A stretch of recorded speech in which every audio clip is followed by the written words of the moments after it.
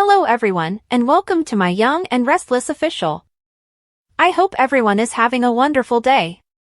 Before we begin, please hit the subscribe button and give this video a thumbs up. Summer is getting takeout at the athletic club when Kyle runs into her. It seems as though they are all living together once more, he remarks. She quips, the athletic club is one big happy family. Harrison is having fun moving between their suites, he says. All he wants is for the manse's renovations to be finished quickly so they can return home. She acknowledges that she has been trying to tell herself not to worry, but this is all very strange when he inquires about her mother. Phyllis must understand how anxious they would be following everything that transpired with Heather, and she doesn't believe she would purposefully cause them to experience this nightmare. It's sufficient to convince her that a horrible incident has occurred. He draws her in to cry on his shoulder as she breaks down. Claire walks through the revolving doors and pauses when she notices how comfortable they appear. Claire approaches and cuts you off. Summer withdraws and claims that reviewing her worries simply upset her. Claire explains that she and Nikki are there for a business lunch. Summer is surprised by how ambitious she is in the business world. She is still shocked at how quickly she lost her love for working with kids. She adored working with Harrison, as her relative explains. After the shock of dealing with Jordan, that really helped her to regain her equilibrium. However, it feels good and invigorating to be back in the business world. According to Kyle, this indicates that she is in the right place. After watching them with a shiver, Summer digs into the hell that Claire assisted Jordan in causing the family to endure. Claire insists, I'm not clinging to something out of desperation for the first time in a long time. As Nikki settles in, she praises Claire for arriving early. Nikki tries to convince her granddaughter that her mother will soon make her comeback, and she and Summer catch up on the situation involving Phyllis and Sharon. Summer asks Kyle to give her a lift to work, explaining that her car is having problems. As Kyle bids Claire farewell with a kiss, she turns to face the door and glares back. Nikki says she will hold Victor at bay. After Kyle and Summer have left, Nikki asks her tired-looking granddaughter whether she's okay. After they are seated at a table, Nikki confesses that she noticed some awkwardness amongst her granddaughters. Nikki challenges Claire's assertion that it's nothing, saying she loves them both. Claire then acknowledges that she believes Summer is having problems with her relationship with Kyle. Something seems to be happening, and she's not sure if she wants him back. She questions whether Victor is pushing Summer to get back in touch with her ex. When it comes to criticizing partnerships, Nikki will admit that her spouse sometimes goes a bit far. Claire acknowledges that she has no evidence to support her accusations, but she notes that Summer has recently seemed emboldened around Kyle. She can't help but wonder what might be causing that. It appears that Summer has escalated her efforts to sour relations with Kyle by bringing up their history. Claire thinks that she's just being neurotic and insecure. She doesn't need to be insecure about anything, according to her grandmother. As long as she is pleased, she should continue to be in a healthy relationship. Even though she adores Summer, she will acknowledge that she shares some traits with her mother. She advises Claire not to be intimidated by that. She is confident that things will calm down and that they will be able to coexist as a blended family. Nikki pledges to do every effort to ensure that nobody, not even Victor, takes that away from her. She will always be there for her. Nikki provides Claire with assistance. YNR. Summer says she isn't concerned about Kyle and Claire. When Summer and Kyle go to Crimson Lights, he observes that she was quite silent during the drive and speculates that she might be thinking about something. She seems concerned about his relationship with Claire, and he can't get rid of that feeling. She tells him he can be connected with whoever he wants to be while they get their coffee. She acknowledges that she cares about you. She wants to keep him safe and has some lingering protective feelings. He encourages her to let things go if that's all it is. His parents already worry too much about him. Summer's worries that her grandfather could try to ruin things for him are unabated. Kyle asserts that he is not afraid of Victor's resistance. He refuses to allow him influence Harrison and is unable to manage either his or Claire's lives. Although most people who try fail, she is impressed that he wants to challenge her grandfather. He notes, as Claire's boyfriend, he has no authority to fire me. Jokingly, she wonders if he is certain of that. Summer questions whether it's worth it, considering how nasty things could go, even though Kyle is certain that Claire cannot be bullied. He is adamant that it is well worth the effort. She starts to wonder if he's falling for Claire because of it. After giving that some thought, he says he could imagine it happening but is unsure if things have progressed to that point.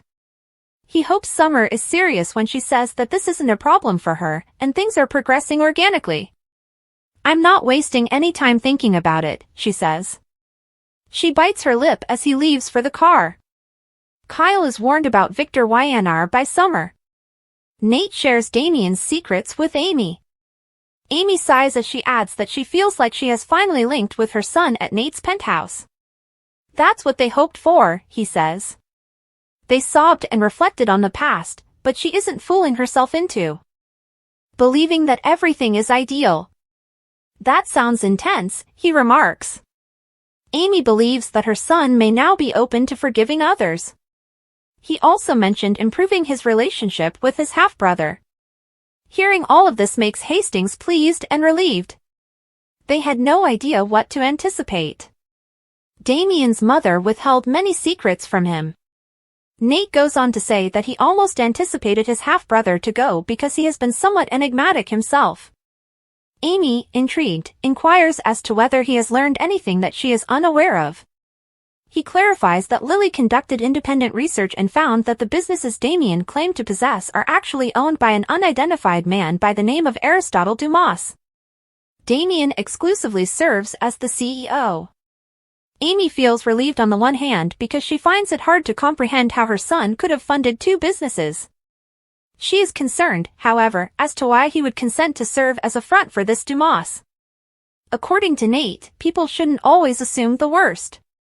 She can accept that and wishes to believe that all will work out. It appears that her son is doing well. Nate encourages Amy to have hope. YNR. Nate stands up and says he has more good news. He says that his friend, an oncologist, has made time in her schedule to visit and talk with her about her treatment options. Anything that would increase Amy's sense of hope is welcome. He claims that since Dr. Kelly is in the forefront, people should have a positive outlook and he is optimistic. Amy acknowledges that he and Audra are sending her good energy. She will hold on to everything that would buy her more time now that she is aware that she has a chance to mend her relationship with her son. Why not trust in this miracle as well, as things are finally improving in a lot of ways? She doesn't deserve all that Nate has already done for her.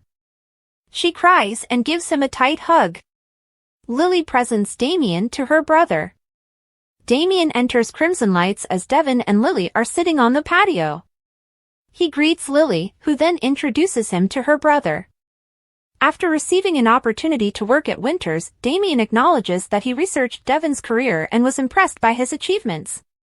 Devon accepts the compliment and then begins questioning him about his false claims to ownership of the companies.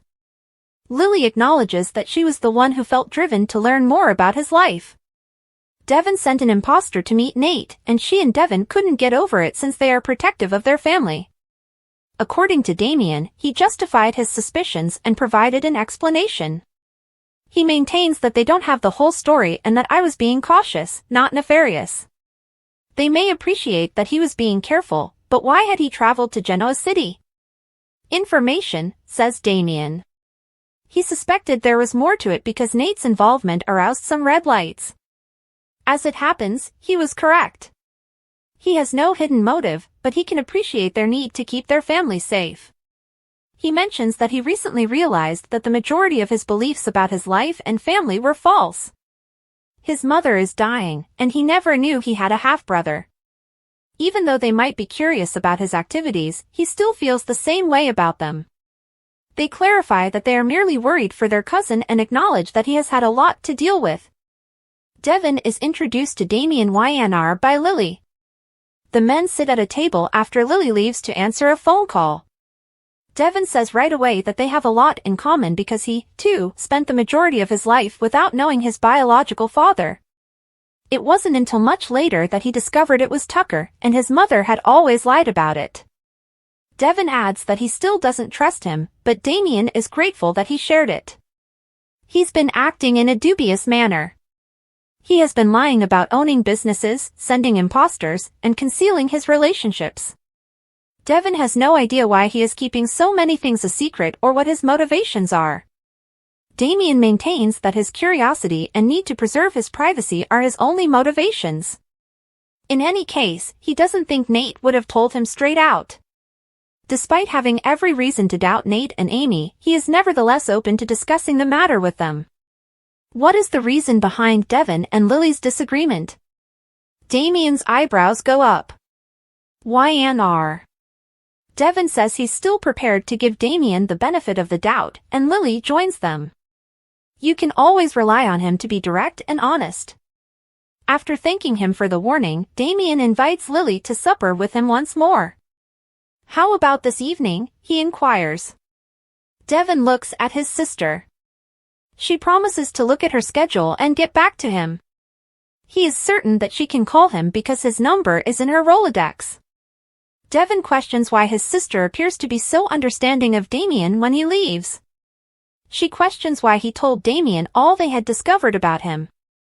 Devon simply doesn't trust him, and the fact that she appears to be attracted to him raises concerns. She clarifies that she understands Damian's belief that they are acting unreliable. Their cards are on the table, according to her brother.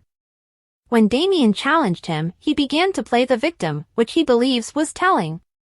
Because of this, he believes there are many more secrets than what they have discovered. Amy and Nate are oblivious to the wider picture because they want things to work out with him. Devon isn't saying that everything is terrible, but people should be wary. After spending some time with Damian, Lily clarifies that she doesn't believe he poses a threat. Her brother wants to join her for supper and asks why she keeps making excuses. He inquires, "Is this becoming personal for you?" Getting to know him better doesn't seem like a bad idea to her. That way, you can receive answers without frightening him away. He doesn't mind at all, but he would hate for her to approach this man only to have their worst fears about him realized. Amy and the oncologist meet. After a business call, Nate jogs down the stairs back to his penthouse. Amy is reading about his acquaintance who is an oncologist and how well-liked she is. She is hopeful because of it, but she is attempting to keep her expectations from becoming unrealistically high. There is a tap on the door while Nate advises her to go cautiously. Damian is trying to find his mother. He asks if he can buy his mother lunch after they embrace. She is meeting with a cancer doctor, but she would prefer nothing more. That is fantastic, in Damian's opinion. Nate introduces Dr. Kelly when he arrives. As the two women converse, Nate invites his half-brother to join him for lunch. Chapter 1, A One Big Happy Family? Kyle and Summer run into each other at the athletic club, and what should have been a simple encounter quickly turns into something much more emotional. Summer, who's been quietly struggling with the fact that her mom, Phyllis, has gone missing, is on the edge. The past few weeks have been nothing short of a nightmare. Summer can't help but wonder if something terrible has happened to Phyllis, and when she starts breaking down in front of Kyle, he does the only thing he can, he pulls her close and holds her as she sobs uncontrollably. The two of them have been through so much together, but this moment feels different. It's raw, and it's real. Just as they're getting lost in their grief, Claire walks in and spots them looking too cozy. Her interruption causes an awkward tension, and Summer, already on edge, can't seem to shake off the feeling that Claire's presence is a constant reminder of everything that went wrong in their lives. And things are about to get worse. Chapter 2, Claire's Ambitions, Kyle's Heart, and Summer's Worries. As Claire walks over to join the conversation, it becomes clear that she has no interest in being the third wheel. She's here for a business lunch with Nikki, and the tension in the air is palpable. Summer watches as Claire, now firmly entrenched in the corporate world, explains that working with children isn't what fuels her anymore. The revelation leaves Summer in shock, as Claire had always been passionate about helping kids. Now, Claire seems to be focused solely on climbing the corporate ladder, and that's when Summer begins to question Claire's true intentions. As the conversation continues, Summer can't help but bring up the hell Claire helped Jordan put the family through. What's even more shocking is how Claire casually dismisses it all. For the first time in a long time, I'm not grasping onto something out of desperation, she says, as if everything is fine now. But is it? Does she really have everyone's best interests at heart, or is she just using the situation for her personal gain? Chapter 3, Nikki's Surprising Intervention. After Summer and Kyle leave, Nikki takes the opportunity to have a heart-to-heart with Claire. She can sense the awkwardness between her granddaughters and decides to ask about it. Claire admits that she's noticed something strange. Summer seems to be more aggressive than ever, especially when it comes to Kyle. What's worse is that Claire suspects Victor is pushing Summer to reconnect with her ex. But Nikki isn't one to let things slide. She promises Claire that she'll do everything in her power to make sure that nothing, not even Victor, will tear their family apart. But Nikki isn't just standing by. She's ready to keep Victor in check, and she vows to help Claire hold on to her relationship with Kyle, no matter what.